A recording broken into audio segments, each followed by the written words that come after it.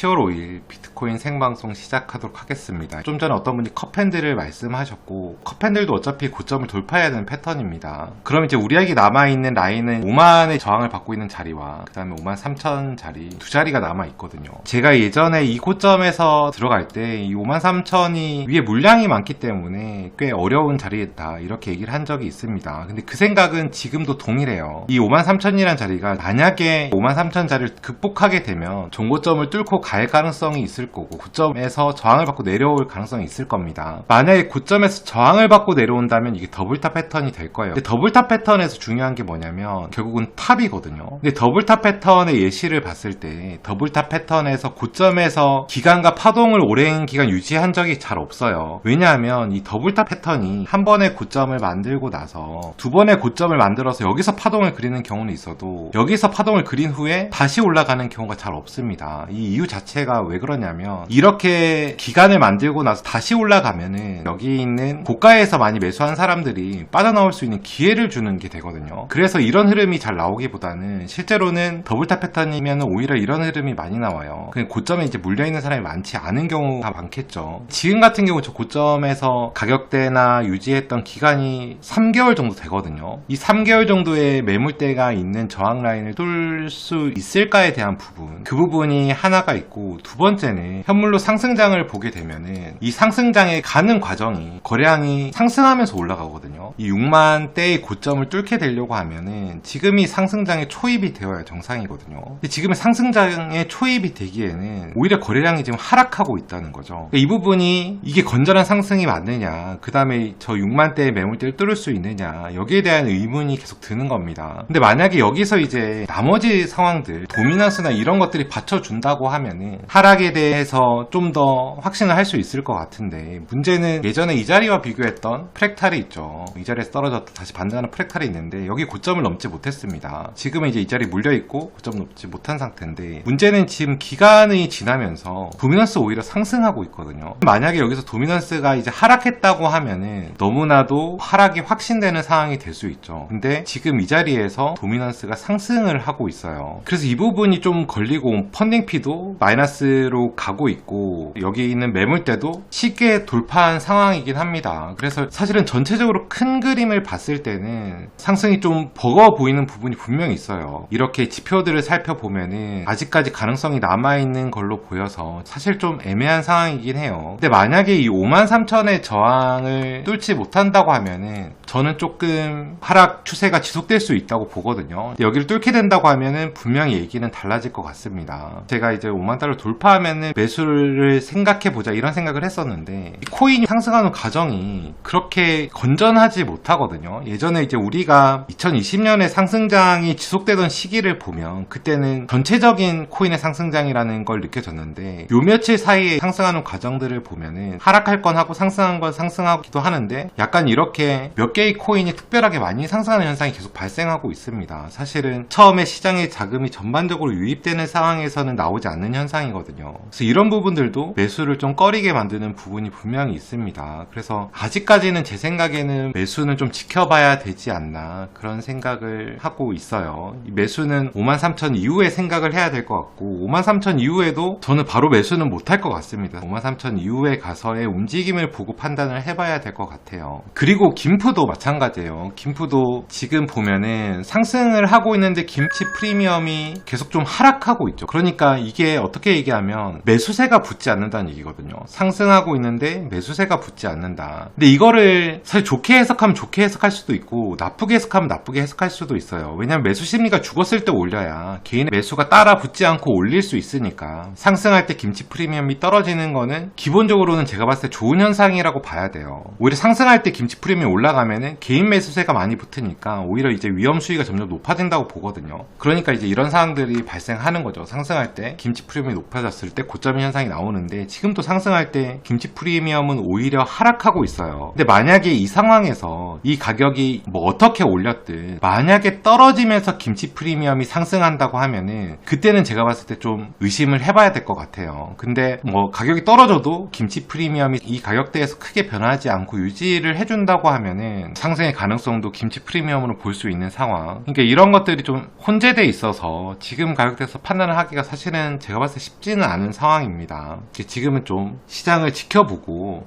확정을 지을 수 있는 상황, 뚜렷하게 우리가 판단을 지을 수 있는 상황에 매수나 매도를 하는 게 좋은 선택일 것 같습니다.